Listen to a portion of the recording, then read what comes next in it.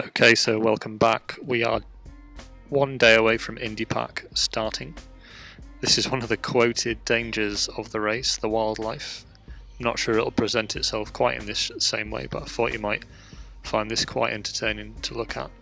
So in a minute we're going to see the riders signing in for the race, then we're going to hear from Durianrider Jesse Carlsson before he introduces Rod Evans, a former endurance champion, who will be guest host for the pre-Indipac party, and he'll be talking about the race, what to expect, and his relationship with Hubert Opperman, who, if you don't know, is a bit of a historic figure in Australia for endurance cycling.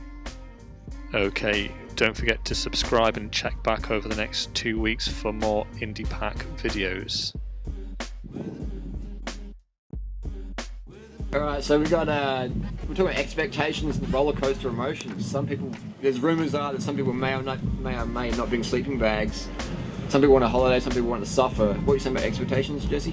Oh yeah, people talk about, riding a roller coaster on these races, mentally as well. But I think that's all because of expectations. I mean, if you expect to go out and have clear skies and sunny weather and have a bit of a holiday, well, your expectations are going to be ruined. If the weather turns ugly and it gets cold out there and you have to ride in the pelting rain and a headwind for 2 days. But if you go in with the expectation that I'm going in this is a race, I'm not there to get my nails done, I'm there to suffer and battle through something, then that's a very different expectation. You're not going to get too worried when the rain comes in. You're going to sit there and go, well, rain harder. Be cleaning my bike for free. Yeah, I mean, if exactly. it rains, your bike's getting cleaned for it. Yeah. So, I mean, you look at a situation, there's different ways of looking at it. You can sit there and go, oh geez, it's raining. Like if you're dreaming of clear skies and good weather, but rain's what you're going to deal with at the time. So if your expectation is to suffer through it and battle, well, that's good. Suffer, battle through it. Expect the worst, hope for the best. Yeah. And I think we will forecast 80% headwinds for this trip. Like I'm looking at Eucla and Cockapoo and Mundrabill, and it's like 40 km/h headwind southeast winds all week. Well, the weather patterns during summertime, you usually get a big high pressure system in the Gulf, in the Australian Bight, which means you're going to get headwinds all the way across the Nullarbor. Typically in autumn, you get those high pressure systems moving up, which means you're going to get more variable weather. But who knows? Yeah. Maybe we'll get headwinds and we'll have to battle through that for days, thousands of kilometres. And then maybe the slow riders get the tailwinds and maybe catch up to us. Yeah. Well, that's the thing. Like it's in these races, you go out and do a day race, and the weather turns ugly. You think, well, it's going to be the same for everyone. Yeah. We'll get through it. But in this, it's not. No, it's not. You could be riding at the front and deal with some nasty weather. You can look at the tracker and see that everyone behind you is riding in clear skies with a tailwind. And that's where you get a handful of tacks and start throwing on the road. So it's handicapping. And that's enough to crack you. Handicap, Yeah, that's enough to crack you. Yeah. So no, it's tough. It's not the same for everyone. People in the back could have very different weather to the guys at the front, and vice versa. Yeah. So Just got to keep pushing. All right, cheers, man. This is going to be an epic fucking race. So looking forward. First up, before we kick on, I want to first of all introduce Rod Evans. Rod has been Australian Cyclist of the Year on 2 occasions, in 1990 and 1994. Rod has ridden across the Nullarbor on 5 separate occasions. At one point, I think Rod held every ultra endurance record from 100 miles and up. And what was the longest one? 1,000 k's in 29 hours. Okay.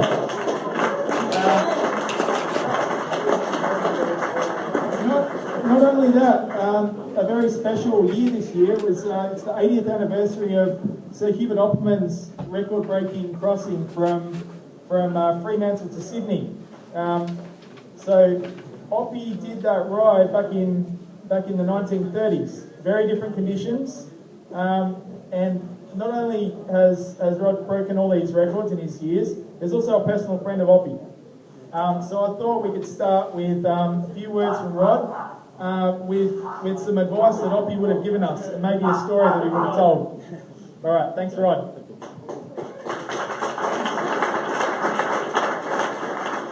Yeah, thank you very, very much. I did get to know Oppie very well because basically I was trying to break all these world records, and he was kind enough to give me some advice along the way. And I was just thinking, if Oppie was here tonight, what would he tell you as you're going out to do your ride across the Nullarbor? And as just been mentioned, I've ridden across the Nullarbor 5 times just in various training rides, so I know the road very, very well. Oppie actually had one piece of advice for me, which I want you to have in your minds as you do the Across Australia ride, and that is cycling is a very easy concept. And basically all it involves you doing is when the pedal comes to the top of the stroke, push it down again. And if you do that, you can relax until the next pedal comes to the top of your stroke and then just push it down again. So when you're out there at 3 in the morning and things are looking a bit tough, just remember when that pedal comes to the top, all you've got to do is push it down again, and eventually another one will come to the top. Now, Oppie was an absolute fantastic guy. As you do your Cross Australia ride, you'll actually see some of the roads that Oppie rode on, because some of the air highway is very, very close to the old road, and certainly as you're going across through Jura and places like that, you'll actually see the old road on the right-hand side, and you'll get an appreciation of how damn tough it was for guys like Oppie. One of the things that's going to happen to you as you're doing your ride is you're going to be playing with the concept of how much sleep can I get away with not having. And of course, by the time I started doing my records, we understood a lot about REM sleep, and we understood the whole 90-minute cycle thing, and obviously you guys are going to be playing that game. But Oppie, in his day, they knew nothing about how little sleep you could get away with. And Oppie told me the story about how when he did the Cross Australia record, his mentor, or the guy that was looking after him, was a guy called Bruce Small. And for Australians who don't know Bruce Small, he was the founder of Melbourne Star Cycles, and then later became the mayor of the Gold Coast. In fact, did the whole Gold Coast development. And Bruce Small was an unbelievable driver of Oppie. And so Oppie's trying to break the Across Australia record, and Bruce is driving him. And eventually Bruce got Oppie to the point where he was really wondering whether he was going to kill him or not. And Oppie basically said, look, I'm just getting incredibly tired here, I just can't go on. And so Bruce said, okay, you can have 8 hours sleep. So Bruce got Oppie off the bike, put him in the car, and then got Oppie's watch and wound it forward 7 hours, 50 minutes. and then gave Oppie 10 minutes sleep, woke him up, and said, you've had your 8 hours sleep, get going. And Oppie felt incredibly refreshed after 8 hours sleep. And he rode on, and he was saying to Bruce, he said, look, this is fantastic, I feel just so good. But the trouble was, Bruce knew that Oppie had only had 10 minutes sleep, and what was even more concerning to Bruce was Oppie was wandering from one side of the road to the other.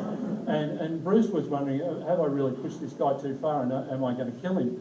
And finally Bruce thought, I can't do this any longer. So he came up beside Oppie and he said, Oppie, you okay? As Oppie's going from one side of the road to the other. And Oppie said, look, I'm fine, I feel really, really good. And Bruce said, but you're weaving all over the road. And Oppie looked at him and said, mate, it's not me, it's all these other bloody cyclists.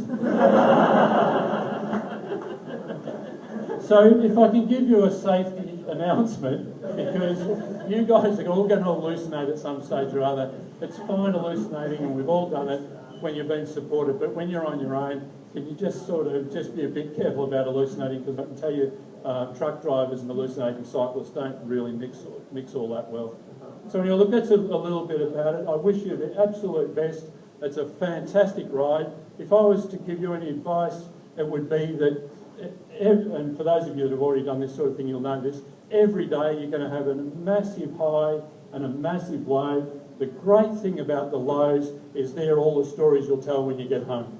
So good luck.